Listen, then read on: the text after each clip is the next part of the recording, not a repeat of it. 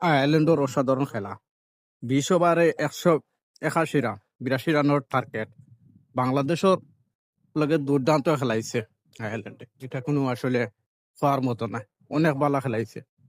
কিন্তু দুঃখের বিষয় হইল বাংলাদেশের যে বোলাররা কিচ্ছু করতে পারছে, একের পর এক একদম ছক্কা খালি মারছে।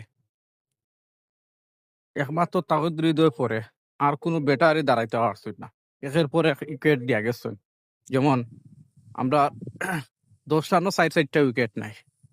নাসুম 1 বলে 0, এমন একটা বোল্ড হইয়া গেল।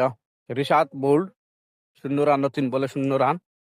এরপর আপনার চুনগ্রাম জাকির মোটামুটি একটা তাগদির দলে একটা সঙ্গ দিছিল বালা, কিন্তু আসলে দুঃখজনকভাবে আউট হয়ে গেছে।